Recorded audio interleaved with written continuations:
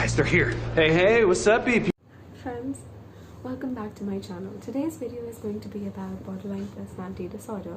A few days ago, I asked this question on my Instagram, and today I'm going to be answering those questions while also talking a little bit more about borderline personality disorder or BPD. So let's start by giving a general definition of borderline personality disorder. It is a mental disorder which is characterized by unstable moods, behaviors, and relationships. Usually, it is diagnosed based on the symptoms because there is no specific cause for it. Yeah, I am so good at this. One of the most common questions that I received in my Instagram ask was, what are the symptoms, or how do you know if you have it? So I'm gonna start the video by listing the 9 symptoms, out of which you must have at least 5 to be diagnosed with borderline personality disorder. There's also a difference between quiet BPD and loud BPD. The only difference is that when you have quiet BPD, your symptoms are more inwards and you tend to suppress them, and when you have loud BPD, your symptoms are more obvious or you don't try to actively suppress them. There are also 5 different kinds of BPDs, that doesn't even sound right, but that is mostly disregarded by psychiatrists and psychologists today. So now let's move on to the 9 telltale signs of BPD. And one important thing to note is that you have to be showing these symptoms for a long time to be diagnosed with BPD.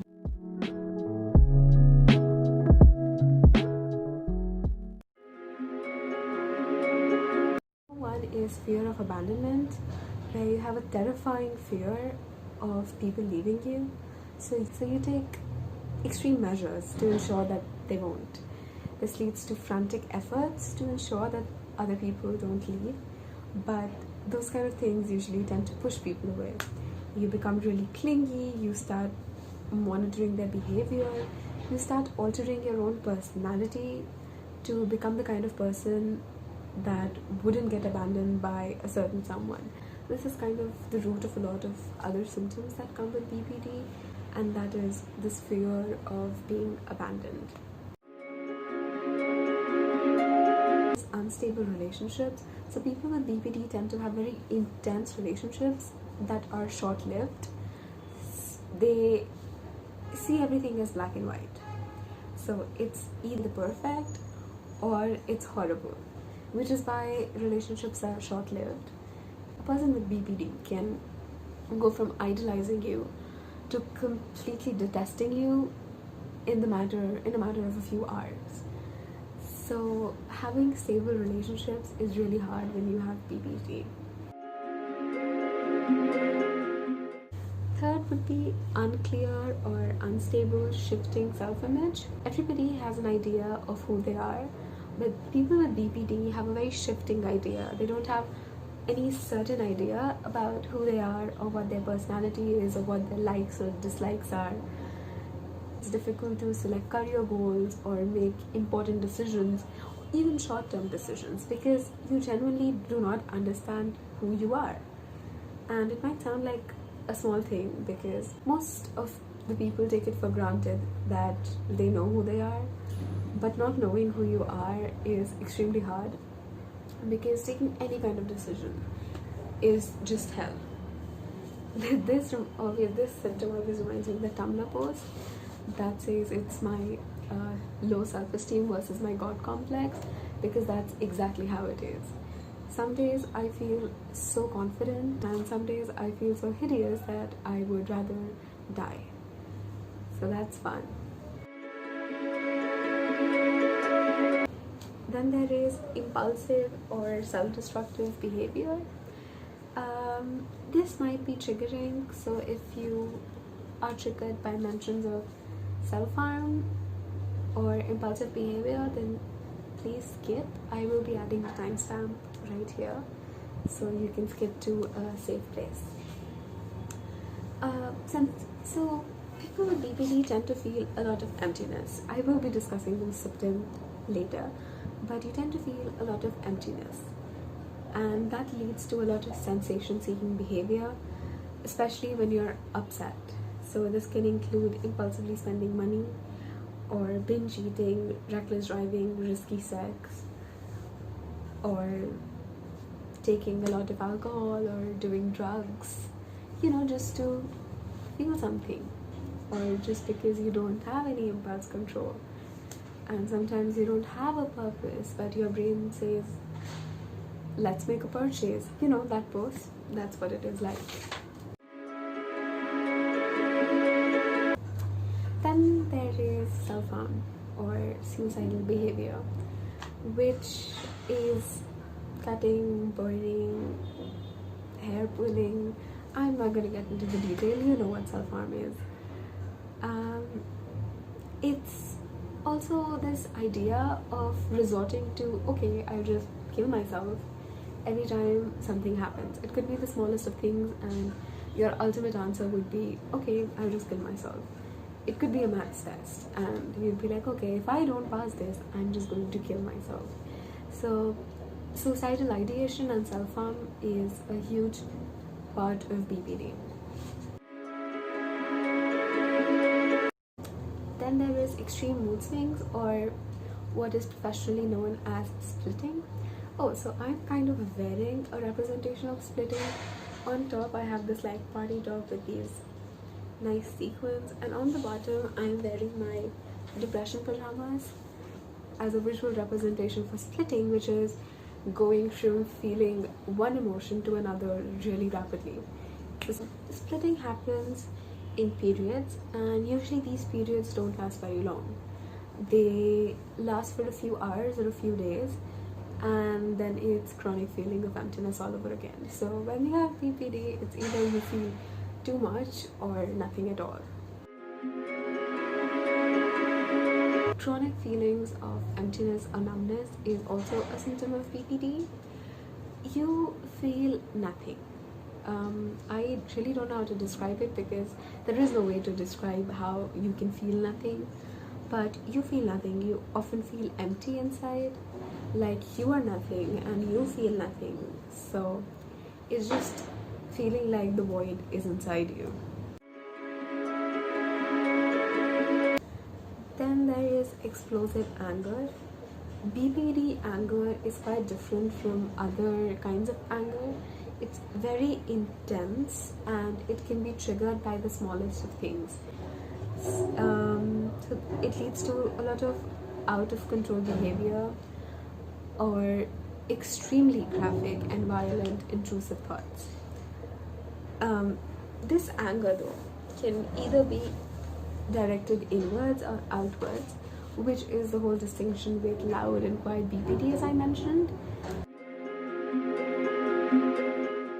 The ninth and the last symptom that is part of the classic symptoms of BPD is feeling out of touch with reality. Because you have no stable sense of self or stable relationships or stable behavior, you often feel that you're not real. You feel dissociated, you feel very paranoid, and it leads to a lot of anxiety, lead to a lot of out-of-body experiences and other such things like that. It's really hard for me to articulate all of this because I experience it, and when I experience it, I really can't explain it. Symptoms, this symptom, feeling out of touch with reality, most people with BPD have psychotic symptoms. So illusions, delusions, hallucinations, these are all part of the BPD life. There's this thing called the BPD brain, because people with BPD have a different nerve wiring than other people, and please don't expect me to understand or explain that, because I am in fact dumb. But what happens is that BPD brains are far more sensitive, so everything that anybody else feels is just amplified. So people with BPD tend to be very, very sensitive, and everything is more stressful, everything is more scary. It's just a lot. As I said, you either feel everything or you feel nothing at all. Now, now that I've discussed symptoms and all of that, I will be moving on to the questions. As I mentioned before, the common question that I received was about symptoms and how do you know if you have BPD. So if you relate to any of the symptoms that I just listed, and you feel like you struggle with at least half of them, then you should see a psychologist to guide you through the process of getting a diagnosis. BPD, if left untreated, can be extremely destructive, not only for yourself but also for people around you. Once you have a diagnosis, you'll need a combination of therapy and medication. Important thing to understand is that BPD is a chronic disease. So it can get better, but you can never not have BPD. Another question I received was about side effects of medication if you do go on BPD medication. So the most common medication that's given when you have BPD are mood stabilizers, antipsychotics, something for anxiety, and sometimes antidepressants, depending on your symptoms. I've been off medication for a while now, except for the sleeping pill I take to sleep or as an SOS medication when I am having a panic attack. But when I was on medication, I personally felt really foggy all the time, and I can attribute that to the antipsychotic that I was on. Antipsychotics tend to do that to you. I also had problems with weight gain, nausea, constant dizziness, never having any energy of any kind, feeling like I can fall asleep anytime and yet not being able to fall asleep. So in short, the side effects of medicines were doing me more harm than good. But medicines are beneficial to some people. So the best thing to do is to see a psychiatrist who can give you the right medicine for you. Also remember that psychiatric medicines are a bit of a hit and trial. Not every medicine will work for you, and you might have to go through a few cycles of taking different medication before you find something that works for you. I got a question about how to function in grey when you see things in black and white. As I just explained in the symptoms, people with BPD tend to see things as either this or that. There are no maybe. There is no middle ground, so as to say. Personally, I role play with myself and rationalize what I'm doing. I have a conversation with myself like, okay, but would any other person do this or feel this way? And I'd be like, no. And then I'll realize that, okay, what I'm doing is not rational, so I don't do it. But this does not work if my symptoms are really intense or the situation is really intense. So yeah, you only function when things are not that intense. Otherwise, it's just you and your symptoms literally against the world. I got a very interesting question about a very, very specific BPD symptom, and that is the concept of a favorite person and how you can navigate that, plus do people take advantage of it. So a favorite person, or as us BPDers call it, an FP, is a person that influences everything. It's somebody that you can change the world for. There is no limits to what you can do for this person or to avoid being abandoned by this person. Your mood depends on them, your actions depend on them, they influence everything. And you tend to be very protective towards them. You get jealous when other people become friends with them because you feel like they wouldn't love you the same way. And any action by your FP can really affect your mood. If I had to give an analogy, I would say it's like imprinting in Twilight. Now, Twilight reference time. Except FPs often change really fast, and it's not necessarily somebody that you're romantically interested in. This reminds me of that one scene in Suicide Squad when Harley Quinn jumps into that vat of acid for Joker. Yeah, that's what having an FP is like. You are Harley Quinn and the person is Joker. Except they're usually not bad people. I don't mean to say that FPs are bad people. They Mostly don't even know that they are the BPD person's FP because it feels too vulnerable to tell them. It feels like they can take advantage of it, and if they know, they can take advantage of it. I did tell one of my FPs that they are my FP long back, and they took a lot of advantage of it. They manipulated me to suit their own needs, and it's very easy to do if you're someone's FP. So if somebody confesses to you that you're their FP, please don't misuse that. They quite literally think of you as the center of the universe.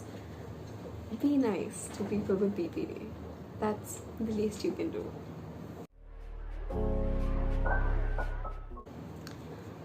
Then I had a question about splitting. So, is splitting constant? And if not, how do people with BPD experience mania? Splitting is not constant, it happens now and then, but there is no rhyme or reason to it. There is no pattern. It's like you're sitting at home watching TV, and suddenly your brain says, yeah, it's time to overreact to everything for 2 hours, and then we can shift to being depressed for 2 hours, and then if you're free, we can be angry about the thing that happened 5 years ago. So yeah, splitting has no pattern. And mania is something that not everyone with BPD experiences. For me personally, I do experience mania and also periods of depression. I've noticed that my mania gets triggered when I'm feeling really numb, and it's characterized by increased impulsivity. I'm already really impulsive thanks to the BPD and all, and then mania comes and I'm even more impulsive. The thing is that mania with BPD only lasts a few hours or at most a day. So if you strap yourself at home, hopefully things will be fine. Otherwise, it's anybody's game. Navigating an identity crisis with BPD. Okay. So BPD is like having a constant identity crisis, baby. You never know who you are. It's every time you look into the mirror, it's a new surprise. It's like, oh my god, who is that? So yeah, constant identity crisis. But to have some semblance of an identity, even despite all that, think of some of the interests that you've always been interested in.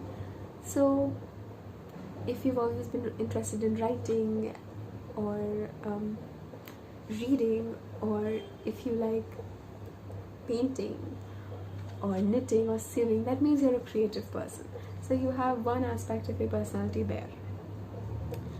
Then in situations when you're not splitting or manic or experiencing distress, notice how you feel around other people or how you feel about socializing, and that can give you a fair idea of whether you're introverted or extroverted, and that's also an important aspect of someone's personality. But that part about being introverted or extroverted, that changes really constantly. Plus, don't pressurize yourself to have a sense of identity. Sometimes it's okay if your only identity is whatever you're hyperfixating on right now. It's fine. We cope how we cope.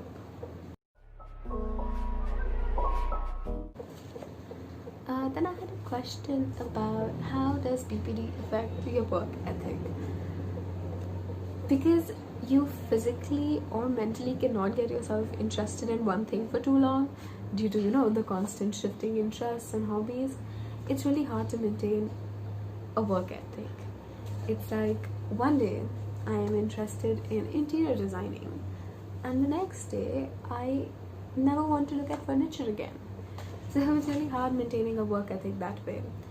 But this is where anxiety is really useful, because there is such a need to be liked when you have BPD, given the fear of abandonment and whatnot, that you do the work because you want everyone to like you and you want everyone to think that you do the work. So yeah, thanks anxiety. And a fun fact, if your FP is in your sphere of work, you do your work perfectly just to appease them.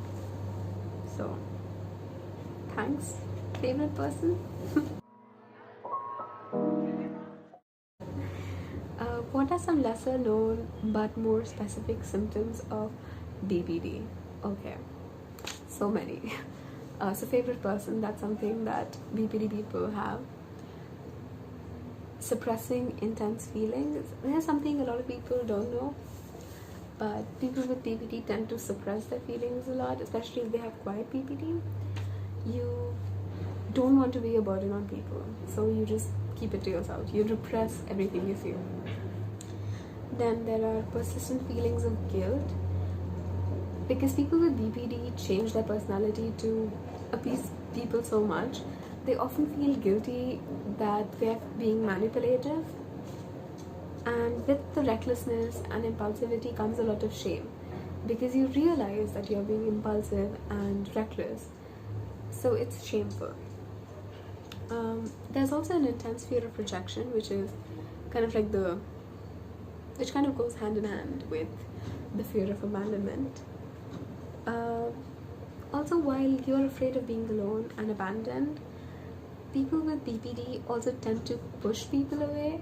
It's kind of like, if I abandon you first, you can't abandon me, so I win. And you also tend to blame yourself for every single thing that happens.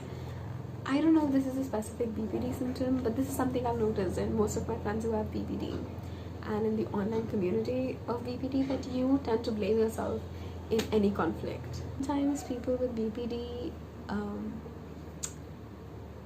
do not feel empathy beyond what affects them, or on the other hand of the spectrum, they are far too empathetic, so empathetic that it hurts them. One other symptom that I can think of, which is really specific and not widely discussed, is that people with BPD prefer spending time with themselves, because you have to mold a personality for every single person you know, and that gets really stressful and that's very hard to do. So you prefer spending time with yourself, because then you don't have to pretend to be someone else. And I just realized how sad that sounds, but that's okay.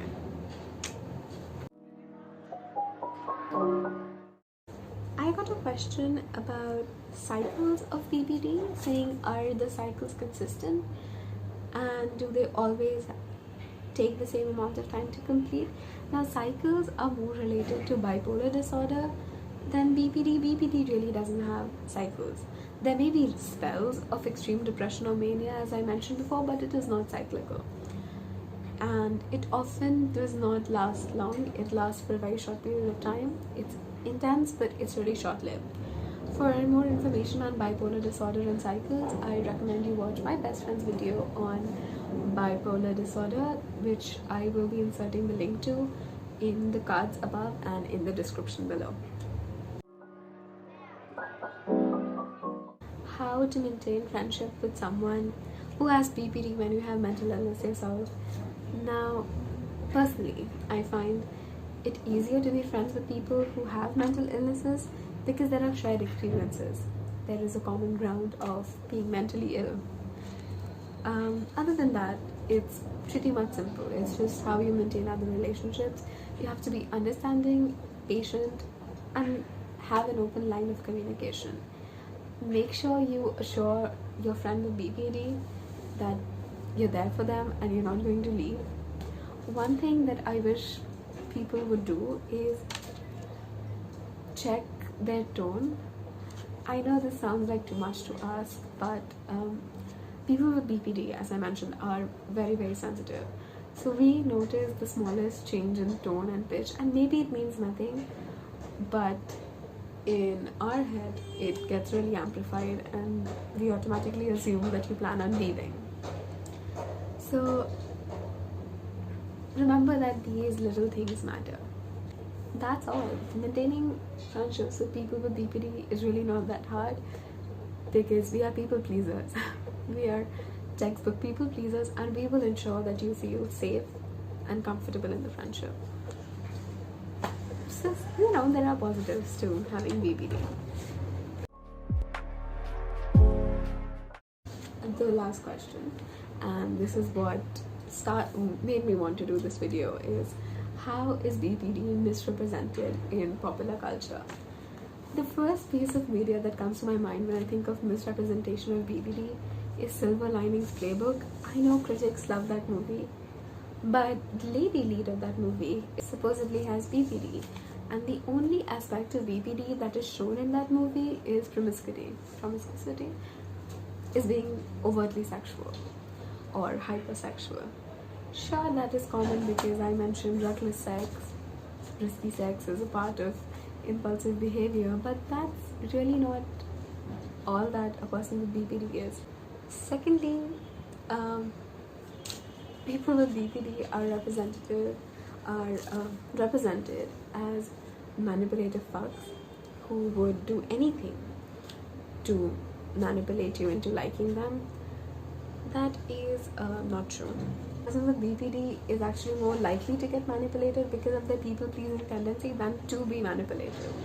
BPD are also shown to have extreme temper tantrums. Those are not temper tantrums, though. That's just an episode of anger, and most of the times it's directed inwards. So you don't really need to worry about it or see people with BPD as monsters. Antisocial personality disorder and BPD have some overlap, because of which media seems to confuse the both, and that misrepresents both and creates stigma around both of these disorders. I don't really remember examples right now because I've seen so much horrible shit about BPD, but there is really no good movie that shows BPD as BPD is. Even if there are characters who show symptoms and signs of BPD, like say Charles Boyle from Brooklyn Nine-Nine, it's never explicitly mentioned that they have BPD, or if it's explicitly mentioned that they have BPD, it's misrepresentation and contributes to the stigma. So yeah, media needs to do better. With that, I have come to the end of the questions. If you have any more questions, send me a DM on Instagram. But please remember that I am not a professional. I can only guide you to professionals or tell you the self-soothing techniques that I use. But apart from that, I cannot diagnose you or I cannot give you therapy. Thank you so much for watching this video, and thank you so much for sending a question if you did. If you think this video might be helpful for someone, please send it to them. And I will see you guys next week.